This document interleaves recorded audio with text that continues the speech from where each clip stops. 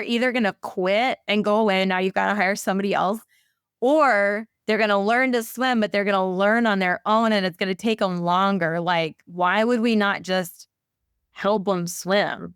Just teach them how to do it, give them the confidence, build them up, and they're going to do this so much faster and so much better than if you just throw them in and see how it goes.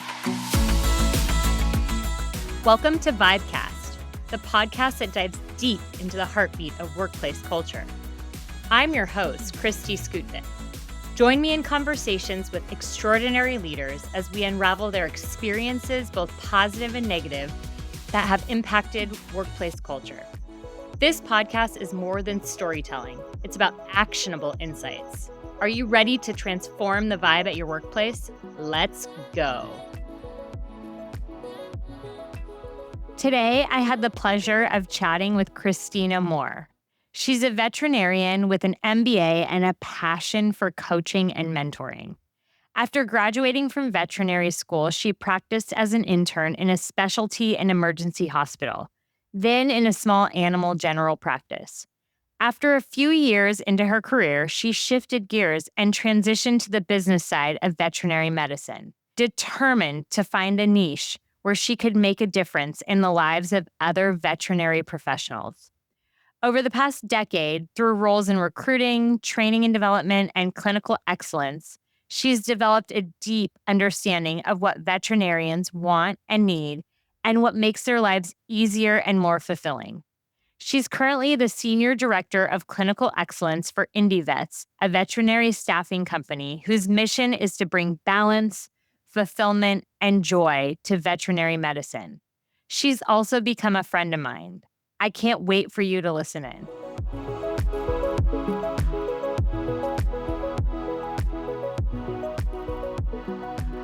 All right, Christina. Well, I'm super excited to have you. And I'm even more excited that Chris Tuff, our mutual connection in conversation, was like, Christina needs to be on your podcast. And I almost am like apologetic that I didn't think about it before he did. But I am so grateful that we're here today against the odds of having to reschedule for life happening.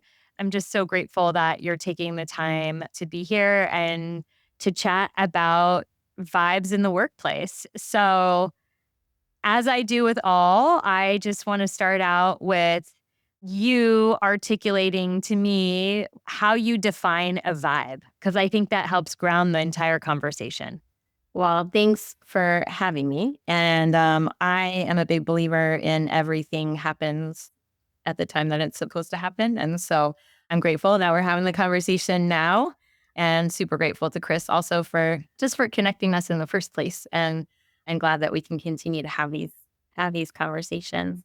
Okay, how would I define a vibe? I think vibes are just energy at the core of it.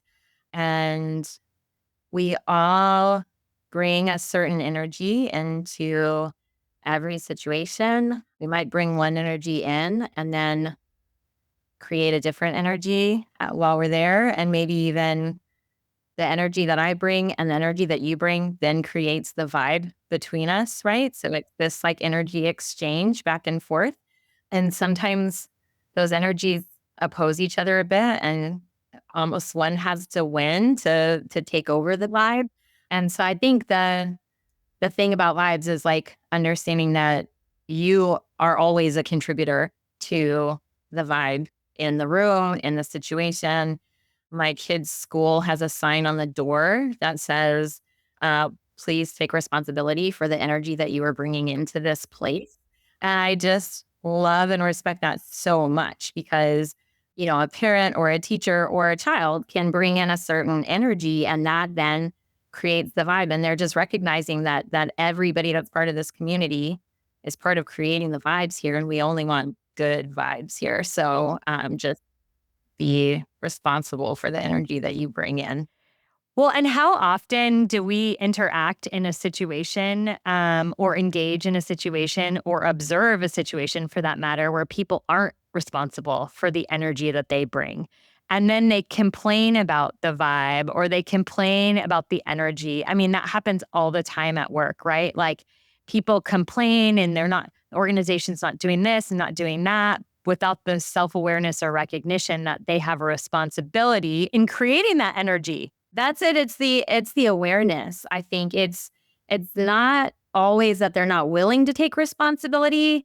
It's literally that they don't recognize how they're coming across, how they're showing up, or what energy they're bringing in, and they're not intentional about it. And so most of the time, people aren't purposely trying to bring negative energy into a room. They're just not intentionally thinking, man, this is where I'm at right now. This is my headspace. And that is going to impact the people that I'm interacting with in this situation in a negative way. And I need to be aware of that and maybe change it before I walk into this room, or at least acknowledge it for those people so that they understand where I'm coming from. Yeah. Yeah. I was on a call earlier this week and somebody was mentioning that it was a leadership call and we were talking about this topic. And somebody said, well, I can't always be responsible for like being 100% as a leader. And I said, you know what? I think it's really honest and authentic when you show up and you say, I'm at 20%. Because I guarantee there's somebody else in the room that's going to say, well, I'm at 80 and how can we work together to get to 100, right? So just like showing up. And then there's somebody else who's going to have a day where they're at 20. And how much are they going to appreciate that, man, my boss has rough days too.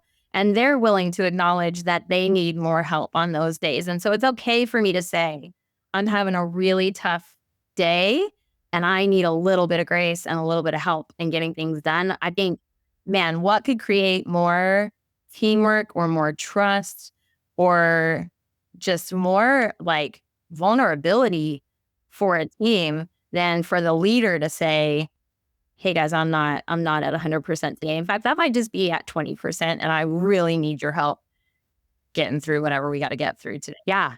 It's like bold and honest and awesome. Yeah. Yeah, Totally. I mean, how many of us wouldn't love it if our boss said that? It just gives us permission to be human, right? Yeah. Instead of walking out of a boss's office and being like, oof, what just happened? That was pretty awful. But there was no acknowledgement of the elephant in the room and like mark it away in your mental Rolodex of like how never to act. So, right. Yeah. Well, and it then dictates how you act with them going forward too, right? That if they have more bad days than good, and you start to experience that on a regular basis, then you're walking on eggshells when you're with them. You're not honest. You're not authentic. You're not real. You can't trust them because you don't know how they're going to react. Man, those vibes, nobody wants to be surrounded by those vibes. I know. And it's like a series of micro moments that lead to like the bigger vibe, right? So it might not even be understanding that they're contributing to the overall vibe because of these like micro moments that are negative or the experiences that they're creating that are less than ideal. So yeah, totally agree.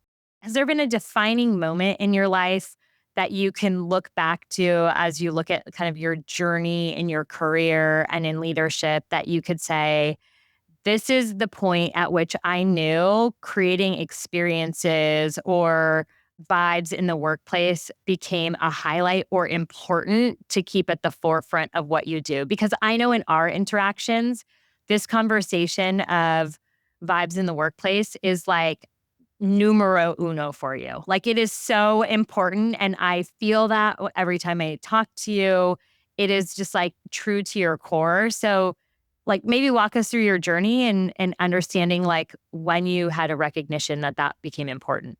Yeah, I think you hear a lot of people say that it starts at the top, right? And that the way that the person who is, for better or worse, in charge of this organization kind of dictates I think we usually talk about culture, but let's just say here, like they dictate the vibe of the organization, right? They dictate how much people trust one another, how much people are motivated to work for others, to work with others.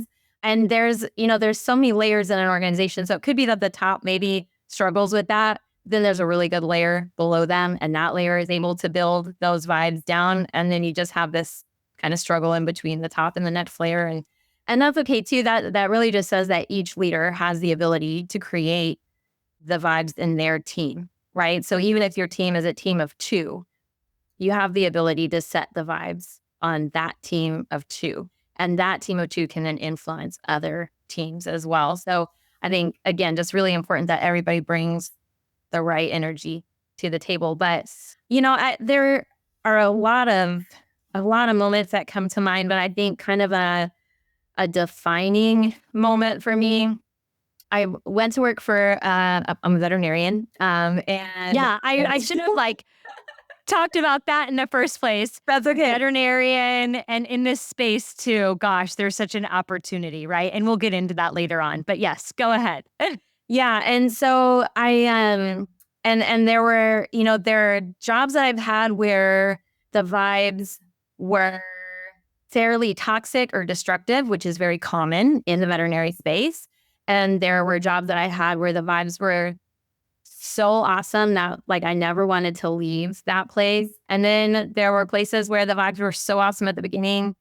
And then we grew and we changed and the organization grew and changed and the people changed and the vibes changed. And then I maybe didn't want to be part of that anymore. And so I think you experience all of those different things. But one of the defining moments for me where I really realized that leaders set the tone and how important it is to know your people and to be present with them as a human. When I joined a company about 7 years ago, it was a tiny little company, a little startup, really exciting time. We were doing all kinds of cool stuff.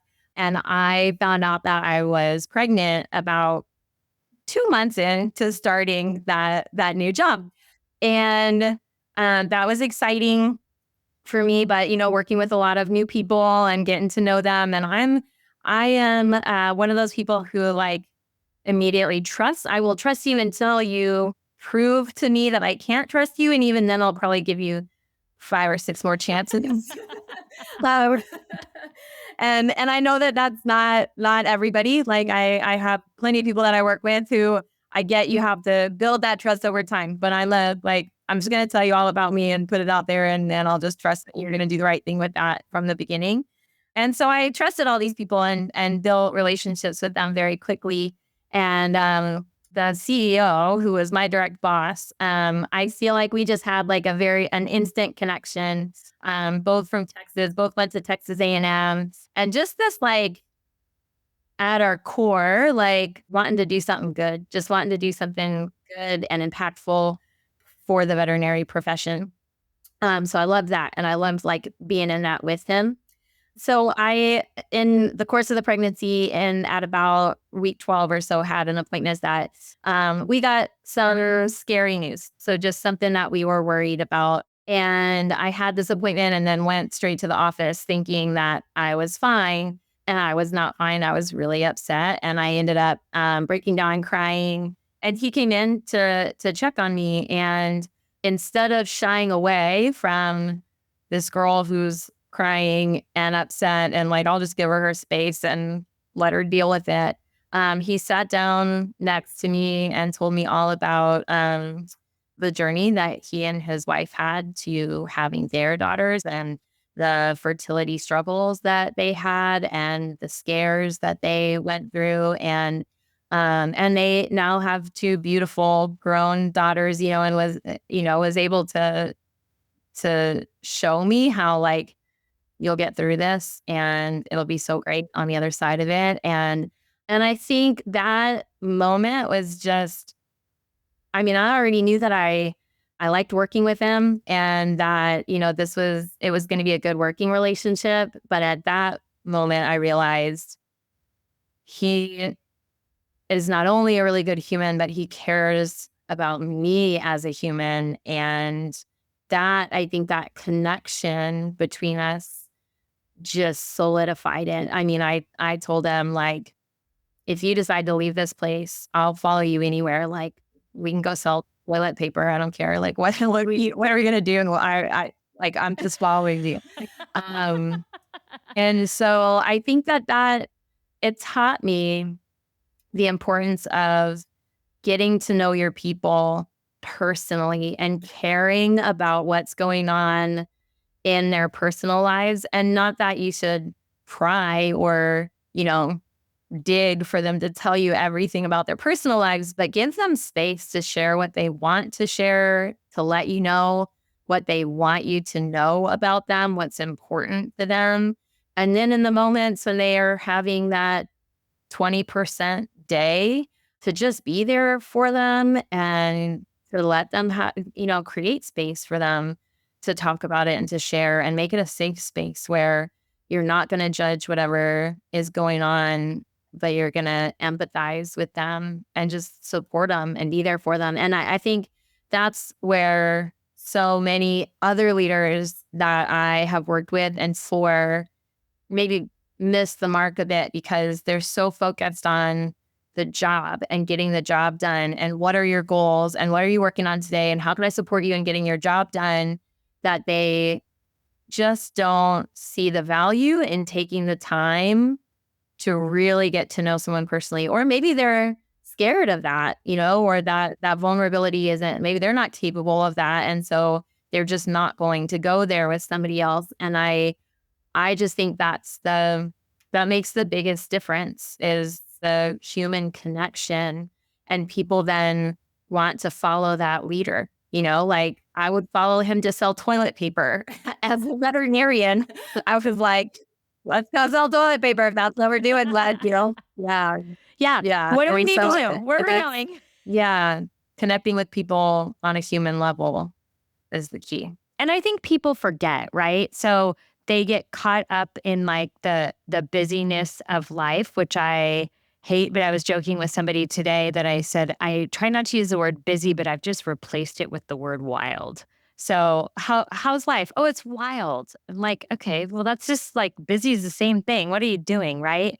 And so if we just pause for a minute and people are like, I don't have time to do that. I'm like, you actually do, because the benefits that you're going to get by pausing and connecting are far greater than just doing all the tasks that you're just like feverishly doing, right? But it's like, how do you show somebody that? Because it's really hard for people to understand that if it's not natural to who they are. Yeah. You know what one of the pastors of my church says is, though I might have a busy schedule, I don't have a hurried heart. And that's, I think, the key to it. We're all busy. We've all got packed schedules and we're moving fast. But in those moments when it's a heart, when it's necessary to connect with someone and to not feel rushed and to see them, to take the time that you need for them to be seen and heard, that's the heart stuff. And like, you can be busy and you can get a lot done and just not have a hurried heart. Be willing to stop for the things you should stop for. Sure.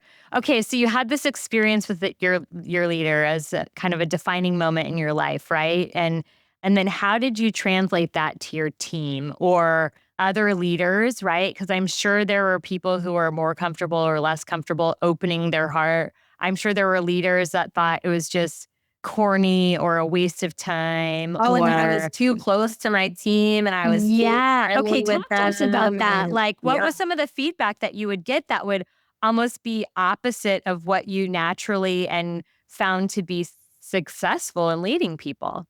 Yeah, I got that a lot. And I think they thought that because I cared about them and was close to them, that I couldn't also hold them accountable. And the reality was they wanted to do well for me because they knew how much I cared about them. I put enough into them for them to feel like, oh, she wants me to grow. She wants me to do well. And I really felt like I created not always, but my goal was always to create a psychological safety where, like, guys, we're all going to mess up. And when you make a mistake, if you realize you made a mistake, I just want you to come tell me about it so that we can work through it together, learn from it. The whole team maybe can learn from it. Like, we're all going to make mistakes and that's okay. I think I just created a sense of accountability in them where they held themselves accountable. And I can't tell you how many times my direct reports came to me and said, Christina, I made a mistake and I need to tell you about it. And I think I already fixed it, but I still want to talk through it. And even so, I didn't have to go yell at them or make them feel bad for making mistakes. Like they were already beating themselves up. And most of the time they brought the mistake to me. I didn't even have to find it myself, so holding people accountable, I just went at it from a little bit different angle, I think, than what a lot of leaders were used to. And they just were used to seeing a leader whose team did all say, I'm going to follow you anywhere. That's possible. God, I just want to work with you. I had one call me today and say, these are the moments when I miss working for you, because she had to have a certain conversation with her boss that she's like, it would have been so easy with you and it's uncomfortable with them, And I think, I don't know, that was my approach, and right or wrong, that's the way it worked for me. So yeah, you let people be human, right? I mean, that's what it comes what else are down they going to to. be? Right. Totally. They could show up being themselves. Yeah. Why am I expecting them to be something they're not? They're human. I want to be able to make mistakes and be able to own those mistakes when I make that and not be judged for it. Totally. So why did you make the transition? So you are working as a veterinarian, and you have shared stories with me in the past about the transition that you made from working in the field to working in a corporate environment, still in the same industry, but working in a different capacity. And just what's happening at the veterinarian level, an impact that you want to make, and some of the impacts that you have made in your career in order to elevate the vibe within the veterinary space. So I want to get a little bit more specific, because I think this is so unique to you and what you're doing and the impact that you're making in this space, that it's important to really highlight it. So maybe talk a little bit about your journey from veterinarian to what you're doing today, and why. Okay. So when I was in vet school, I got really interested in, there was an organization called Veterinary Business Management Association, and I joined and just found it fascinating and really loved learning about the business side of vet med, and decided I would apply for the MBA program because we had the opportunity to take a year off from our veterinary studies and go across the street to the business school, get our MBA, and then drop back into vet school. And when I did that, I felt like I really kind of found myself and found my purpose, my passions. I loved my communications courses, my HR courses, my marketing courses. And if I was honest with myself, in undergrad, I loved public speaking was my favorite course in undergrad, which I don't know if you'll find another veterinarian who felt that way. I loved my literature courses, and I tolerated my science courses, which should have been a big clue to me that going into a science field maybe wasn't the brightest thing, but I was on a path and I just had blinders on. And so the MBA program just really kind of opened my eyes to a lot of other things that I really enjoyed. And I recognized that we didn't learn any of that in veterinary school, but it was all applicable to veterinary medicine. I mean, every pet is attached to a human, and you don't get to practice medicine on that pet unless you can communicate with that human about what you want to do and why you want to do it and the importance of it. And so I think what I decided at that point was I wanted to take my knowledge of these skills and grow them and be able to use them to better the profession, to give veterinarians some of that knowledge that I was so grateful to now have, and share that and somehow improve the profession overall from the inside. And so I did some business experiences in my fourth year that were more related to the business side of vet med. I loved that, networked in those experiences, and just met some really great people who ended up being kind of mentors for me throughout my life. And so went into an internship when I graduated. That was one of those experiences where they're pretty well known for being toxic environments. And I early experienced a lot of that. Felt like I just kind of got broken down rather than built up. And I literally, about 6 months after finishing the 1-year internship, there was one day where I woke up and was like, oh my gosh, I feel like myself again. Like it was the strangest feeling, but You had to like unwind from the 1 year and it took you 6 months. From the trauma. Wow. Yeah. That's wild. And, that 6 months was in a practice with like a really great vibe where I loved everybody and everything. And so, I just needed enough time to like get through and process all of that internship baggage. So, and that just exists in so many veterinary hospitals. And I knew that and I saw it and I experienced it. And there was a boy and I wanted to end up where the boy was. And so I moved back to New York City and I kind of opened myself up to a lot of different opportunities and ended up in a recruiting role. So I was recruiting veterinarians for about 100 hospitals. And in that role, I loved getting to know veterinarians. I loved hearing their stories. I loved hearing what was important to them. And I learned a lot about the business of veterinary medicine and how these bigger organizations function. And that was super valuable. But I think the most important thing I learned there was about vets and what's important to veterinarians, what they need. And so what I found was I had all these hospitals that needed doctors, but couldn't really support new doctors, like new graduates right out of veterinary school. They didn't have the capacity to mentor them.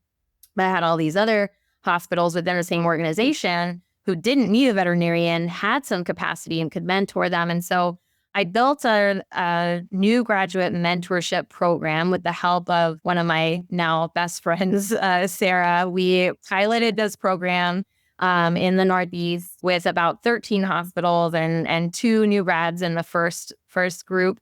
And then that just grew to all those 100 hospitals. And then that grew to all of VCA's, however many, probably 800 or so hospitals it's now across the country. And that program and the building of that program then became a reason that, the next company wanted me to come on board. And so ended up building another program there. And then this company that I'm working for now also like, hey, we want to hire new grads. How do we do that? And so just built a program for them. And so I think their new graduate mentorship programs are very common now, but there were none 10 years ago. And so it was a really cool thing to see that kind of expand and grow and then catch like wildfire, with other organizations too that said, oh my gosh, we got to hire new graduates. How do we do that? And so now there's a lot of different variations of new graduate mentorship in the veterinary space. And so that was pretty cool.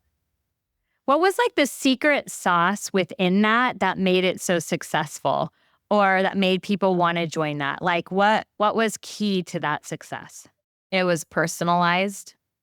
It was, what do you need and how can we provide that so that you have a great first experience in practice? Because my first experience in practice was so toxic that it took me 6 months of a great environment to recover from it. And I don't want any other new vets to experience that. And most of them do. Most of them end up changing jobs within the first 1 to 2 years because we don't do this well as a profession. And so the secret to it is caring about their individual experiences and trying to create something that can be flexible enough and individualized enough to meet their individual needs and then put them in a situation that ultimately makes them happy. Yeah, I think too often we miss the point of that, right? Like there's organizations, big or small, there's enough leaders in an organization to create a level of personalization for people to feel cared about. And yet we have people who are like, well, what's the organization going to do to engage my people? And it's like, You've missed We the are the point. organization. I know, or you missed the point. Like you have conversations on the daily, probably on the hourly in some cases for some leaders with your people. What are you doing to understand them and engage them? And it doesn't need to be a food truck every Friday. It needs to be something that they care. Like, what is their currency and what do they care about? And do something about it. And P.S., that doesn't engage me. Like that's a cool benefit, but that doesn't make me feel engaged with the work that we do or feel like I'm growing and I'm developing personally and professionally and I'm learning and I'm being challenged. And those are important to me. And I would venture to guess that they're important to most people, that they want to be valued, they want to be poured into, they want to know that somebody cares about their growth and development over time. And it doesn't take a lot to do that. And I would even challenge any leader listening that says, no, I have a person who just says, I don't care. I just want to show up, do the thing, and walk away. That there's a guard up for a reason. But if you can get past that, that is inauthentically them. That is not really what they want. Nobody wants to spend their time doing something they don't care about. Why would they? What? Why? No. So what have you seen in this space, right? As you've been able to create these programs and roll out these programs and have a personalized impact on new grad vets, like how have you seen the shift in veterinary medicine? Yeah. Well, in some areas we've shifted, and in some areas we're still a bit stuck. But a few different things. One is that when I graduated, there was still a lot of the this is the way it was when I graduated, and so this is just the way you have to like pay your dues and go through this experience and get through it to get to the other side. And that's just how it is. And I think what so many veterinarians and veterinary leaders are now acknowledging is that there is no reason that anyone else needs to suffer simply because you suffered. And yeah, and I had that tell me like, well, here it's like, I've always just trained sink or swim method, and I looked at him and I said, who benefits when your new hire sinks? Like, not them, not you. He was speechless. He was like, I don't know how to answer that. Well, of course not, because you've been just letting them sink this whole time. They're either going to quit and go away. And now you've got to hire somebody else, or they're going to learn to swim, but they're going to learn on their own and it's going to take them longer. Like, why would we not just help them swim? Just teach them how to do it, give them the confidence, build them up, and they're going to do this so much faster and so much better than if you just throw them in and see how it goes, right? Like, gosh, that's a great question, right? Because it really makes people stop in their tracks like, yeah, I never really thought about that. It's just the way we do it. Like, well, a lot of times we should consider the way we do it and whether that's still working for us or not, right? So I think, in that way, we are shifting the narrative of, nobody needs to suffer needlessly, literally, just because somebody else suffered 10, 20, 30, 40 years ago when they went through it. So there's a shift there. I think also veterinarians graduating now are so aware of the levels of burnout in this profession, the levels of anxiety, the levels of suicide. It's so well talked about and so well discussed now that, and we still have room for improvement, absolutely. But I think we are at least making progress towards awareness, which then is leading veterinarians who are graduating now or have graduated in the last few years to say, I am going to set my own boundaries to avoid that. And they're feeling empowered to do so.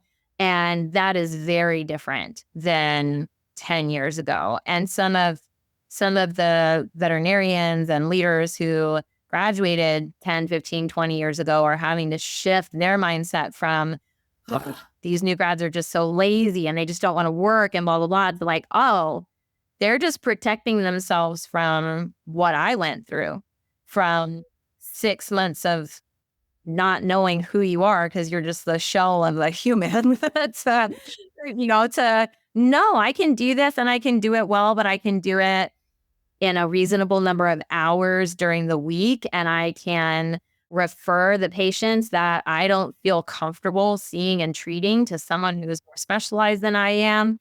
And I can not give my phone number to clients to call me after work at all hours. And I do need to set real boundaries so that I can create my own sense of work-life harmony, because that's going to look different for everybody, but everybody's kind of got to identify those boundaries for themselves. And I think that we are seeing a shift in veterinarians graduating now saying, no way, I'm just not going to work like that. Yeah. Wow, that's awesome and really, really great to hear. I would be curious how that shifts the entire industry, I right? mean, So, employers are having to adjust. They're having to offer flexible schedules. They're having to create schedules that people want to work. And so I'm hearing some really interesting scheduling strategies, and in some positions where you work 10 shifts a month and that's what you've committed to, and you're just going to work the shifts that you want to work.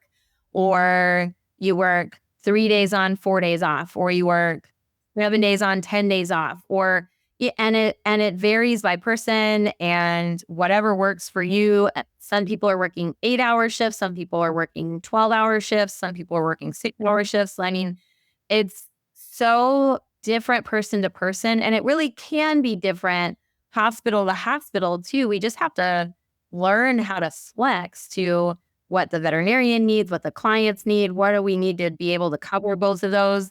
And we're getting better and better at it, I think, as an industry. Yeah. yeah.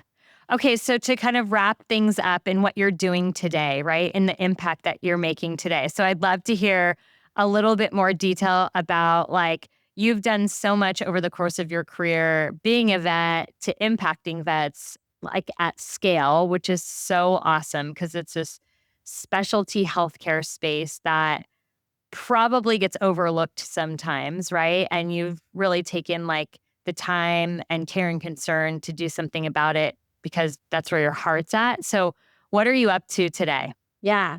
I'm working for a company that, again, is just striving. One of our core values is breaking industry norms together. So we're trying to change the way people work. And so it's a company that is really unique to the space. It's a staffing company, if you will. And the veterinary profession, again, is a good 10 years or so behind the human medicine space on this. And so really trying to bring the profession into the future, creating different ways to work, more flexible ways to work, helping veterinarians have the option of lots of different hospitals so that you don't get stuck in that one really toxic hospital and don't know how to get out. We have this amazing clinical leadership team that supports veterinarians in every way. I mean, growth and development for sure. And that's why I'm here, so that I can support with programs and individualized coaching and growth and development, but also in advocacy. Like if a veterinarian goes to a hospital and they have a really terrible experience, it's our leadership team that calls that hospital and says, hey, this is, sounds like this is what happened today. Tell me from your perspective what happened today. How can we prevent that experience from going down again? And if they're not open to that, okay, the vet doesn't have to go back, and that's the cool thing about this is that we're able to make it possible for veterinarians to work in environments that they like to work in, hours that they want to work, days that they want to work, have the time off that they need to live life and to rest and to recharge, and just a ton of support for them to do that in the way that works best for them. That is so cool. And then it sounds like you're almost coming full circle too to give that feedback back to the hospitals. So Whether or not they do something about it may be another story, but at least they're being made aware. And like we were talking about at the very beginning of this, is the self-awareness is kind of the first step in making a change and being authentically you. So that's really, really cool that you can kind of bring it full circle. Yeah. Yeah. I mean, I love that we're not just changing the experience for individual veterinarians, but really trying to impact a lot of hospitals. And most of them do listen. Most of them, you give them the information and they're like, I just didn't even realize that, or I didn't realize that it impacted people that way. And so a lot of times our vets can actually shed light on the experience of the veterinarians in that practice too, right? So then we can influence change for vets that don't even work for us, which is pretty awesome. Yeah.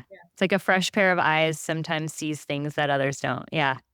And I would say, everything that you've shared in the veterinary space can also be applied to corporate businesses, can be applied to, specialty medicine, can be applied to other like specialty healthcare type small offices that have impact on patients and just patient lives, right? So it goes far beyond the maybe tedious task that someone feels like they're doing, but really impacts the lives of people outside. So that's really, really awesome. Yeah, I think too often we think that our industry is so unique that things from other industries can't apply. And I recently read Unreasonable Hospitality, and it's from the restaurant industry, but hospitality and caring about people and caring about their experiences is applicable to every company, right? Like everybody should read that book, and you don't need to own a restaurant to read about great hospitality, right? Hospitality is just taking care of people and caring about the experiences that you're creating for them. And so again, what energy are you bringing to just space, and what vibes are you creating? And that applies across the board, and in work, at home, in your kids' school. Totally. Helps. Yeah. Totally. Yeah. I'm gonna have to read that. I haven't read that, but because that's probably where we feel energy the most, right? Or it's most recognizable to us is like in the hospitality space because we have expectations of an experience. Whereas like when you go into work, sometimes like I think we all have expectations, but we know every workplace is different. So we don't really quite know what the expectations are until they're explicitly told to us or that we feel them. But what are most of these companies so focused on, Christy? Recruiting and retention. And what is going to improve your recruiting numbers and retention numbers better than creating great experiences and getting to the point where people expect great experiences when they come to you, so that people are applying to your jobs and can't wait to come work there because they've heard about the unreasonable hospitality that you provide in whatever industry it is to your own people. And man, you could make such a huge difference in your recruiting and your retention if you just focus on the vibes. Because companies do this in marketing all the time because they recruit and they try to retain customers. So it's like just pivot that internally to create an experience and then watch it happen. It probably doesn't even need to be recreated. It's just tweaking a few things from what you're already doing externally to recruit and retain those customers. So, yeah. And if you're the boss, think about the experience that you're creating for your employees first. Because if you'll create great experiences for them, they'll create great experiences for your clients. 100%. Okay, on that note, what is the one thing that you could, and maybe that's the one thing, but the one thing that you would, a piece of advice that you would give listeners and leaders as they walk away to say, if I'm going to just do one thing today and try one thing, something simple, what would that one thing be? When you create your agendas for your meetings with your coworkers or your direct reports, build in time at the beginning of that agenda to ask them what's going on in their lives. Just ask them about them. Ask them a specific question, one that you're comfortable asking. Start with something that's comfortable for you. Maybe it's just, how was your weekend, or what'd you do this week? Or, what we start our meetings with, what's one positive personal thing? So what's one thing you're grateful for in your personal life, and what's one thing you're grateful for in your professional life? And that just gets the ball rolling, but dedicate that time to getting to know your people personally. Yeah. So, so, so important. Well, Christina, thank you so much for sharing your story, the impact you're having, I think far beyond the veterinary space, but I know that's been your focus. But I'm certain that I know you've made an impact on my life. So I know you're making it on others too. So I just appreciate the time and energy and insight and wisdom that you shared today. So thank you. Well, thanks for taking the time to chat with me. It's been good to catch up.